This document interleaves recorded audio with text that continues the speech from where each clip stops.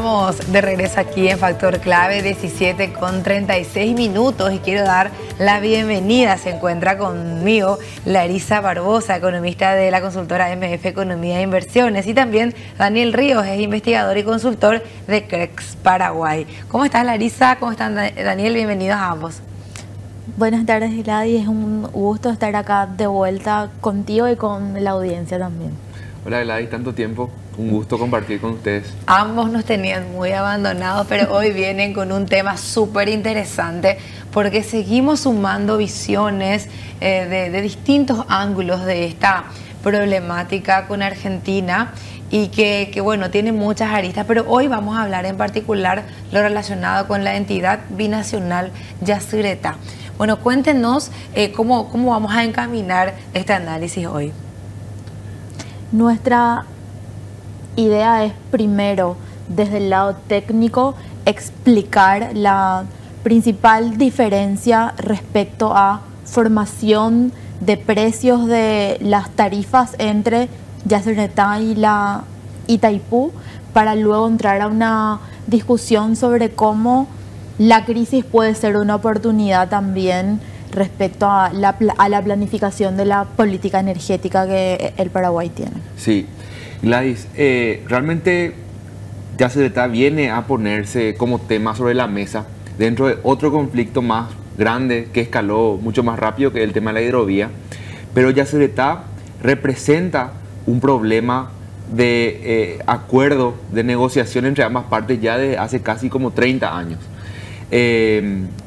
Yacyretá, así como Itaipú, que es la referencia más importante que tenemos, se rige por un tratado y se rige por unas bases y condiciones financieras para la comercialización de la energía, que es el famoso anexo C. Así como Itaipú tiene su anexo C, Yacyretá también tiene su anexo C. Y a diferencia de lo que pasa en Itaipú con Brasil, Paraguay y Argentina no pudieron todavía ponerse de acuerdo en lo que corresponde a los gobiernos y también a los congresos para definir esas tarifas. Entonces, Yacyretá es una empresa que se encuentra produciendo energía, ¿sí? Tiene sus instalaciones bien definidas, pero no tiene una tarifa determinada. Entonces, afecta eso al precio, a la definición, digamos, de un precio formal que tiene que pagarse y también a los periodos de pago que corresponde a cada una de las partes. Nosotros estamos escuchando muchos reportes ya de este mes que tiene conflicto, de deudas que se acumulan por cesión de energía de que van desde meses hasta años, ¿sí? Se habla de una deuda del torno a 150 millones de dólares de los últimos 2 años, y eso, parte del problema es que justamente no está estipulado de manera formal cada cuánto los países tienen que hacer estos pagos entre sí. Entonces se recae mucho en lo que es la negociación, se recae mucho en lo que es acuerdo de parte y se recae mucho en lo que es la buena fe. Y bueno, a partir de eso, evidentemente, cuando una de las dos partes tiene otras prioridades, caemos en los problemas que estamos viendo en ese punto en particular.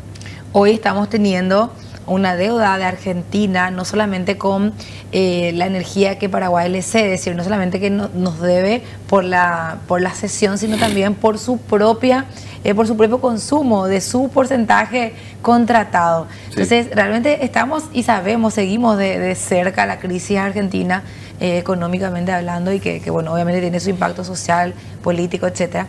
Y bueno, lo de Yacyretá para ellos solamente es una de las tantas aristas nomás de esa problemática, ¿verdad? Vos lo mencionaste muy bien, Glay. Hay dos pagos importantes que hay que hacerle a Yacyretá. Uno es los pagos que hacen las dos entidades compradoras, una por cada país, ANDE por el lado de Paraguay y CAMESA por el lado de Argentina, que pagan por el uso de la energía base, que eso sirve para hacer operativa la central. Y como vos mencionaste bien, hay reportes del lado paraguayo de que inclusive la energía consumida por Argentina no estaba siendo repagada en esos términos, y eso afectaba evidentemente las cuentas de la central. Prueba de ello es una referencia que hizo Nicanor Duarte Fruto, el presidente que fue también director de Yacyretá, de que Itaipú tuvo que hacer un préstamo corriente en una banca de plaza para cubrir gastos operativos, porque la plata, digamos, a cuenta de la energía utilizada estaba todavía pendiente de pago, ¿verdad? Entonces ese es uno de los problemas principales que fue escalando. Y lo que podemos decir que es una gota que colma el vaso es justamente el otro pago que hay que hacer, que es el pago que se hace ya directamente entre gobiernos, ¿sí? Por el uso de la energía que genera uno en el otro margen, ¿verdad? Entonces, el reclamo paraguayo viene por ambos lados. Uno afecta, digamos, a la operativa de la central, y en ese sentido se depende mucho de Argentina, porque Argentina es el margen o el país que más utiliza energía en porcentaje. En ese sentido, si hay una diferencia de uso de 70-30, todo el presupuesto de Yacyretá depende del 70% de Argentina. Entonces, si esos pagos, digamos, no son regulares y no son completos, afectan lo que es el funcionamiento de la central como un todo, ¿verdad? Y además el pago por el uso de la energía cedida de Paraguay a Argentina también, ¿verdad? Bueno, y en esta situación que nos estás describiendo, ¿cómo viene a complicar aún más el hecho de que Paraguay diga, bueno, voy a usar el 50% de energía que nos corresponde, porque es 50% de Paraguay y 50% de Argentina, esa binacional? En ese sentido, lo primero es que uno asume un compromiso de financiar la entidad en un 50 y 50, ¿sí? O sea, si Paraguay dice yo voy a usar lo que me corresponde, se supone que el otro 50% Argentina va a usar también en misma proporción. Entonces los dos asumen el compromiso que debería ser lo que ocurre en el largo plazo entre ambos, ¿verdad? De financiar la entidad entre ambos. En la medida en que se utilice energía, los dos pagan, y bueno, la central continúa operando de esa forma, ¿verdad? En términos de lo que es la energía cedida, evidentemente de la noche a la mañana nosotros no tenemos la capacidad de utilizar toda esa energía de manera permanente aquí. Tal vez estos días de mucho calor hagan que haya una demanda extra que se ve beneficiada por eso, pero en el largo plazo, atendiendo, digamos, a nuestro perfil de consumo, lo que ocurre es que nosotros tenemos más disponibilidad de Itaipú para ceder a Brasil. Entonces lo que se plantea ahí es Paraguay, que comercializa su energía excedente, su energía superavitaria, como política de Estado para financiarse mediante la cesión de energía y mediante el pago de esa compensación. Lo que se hace es migrar hacia la entidad o hacia el país que tiene un pago, digamos, seguro, ¿sí? En términos tanto de precio como de tiempos. Entonces, es como que decimos, ya que nosotros dependemos de esa venta de energía excedente, entre comillas, para poder financiar nuestro propio presupuesto del Estado, entonces migramos hacia el Estado, digamos, que es más seguro que nos pague, ¿verdad? Y este ingreso que se pueda generar por la cesión de energía a Brasil, ¿compensa el costo que va a tener que pagar Itaipú del lado paraguayo por la energía ya contratada, comprometida, es decir, por esa energía que se comprometió a comprar?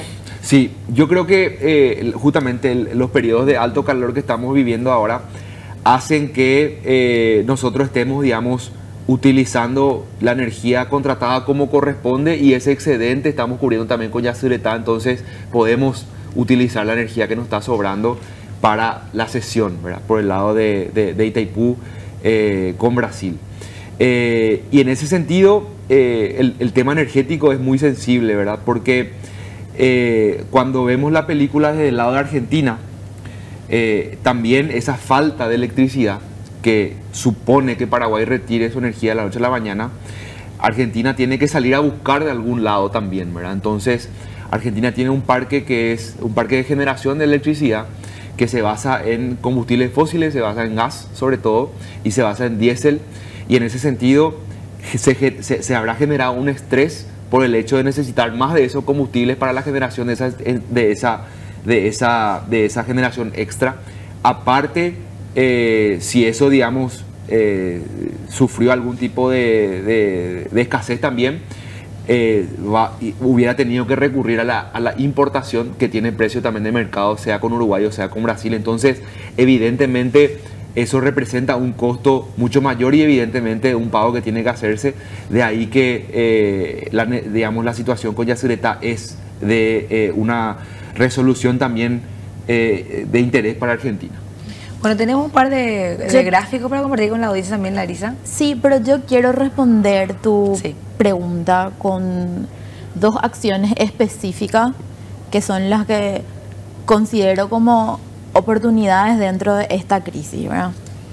Una es la cuestión imperante de que se defina técnicamente cómo se va a pasar a fijar el costo de la tarifa en Yacyretá, que es algo que está pendiente desde el inicio, a diferencia de la Itaipú, donde se fijó durante un largo tiempo el costo de esa tarifa, ¿verdad?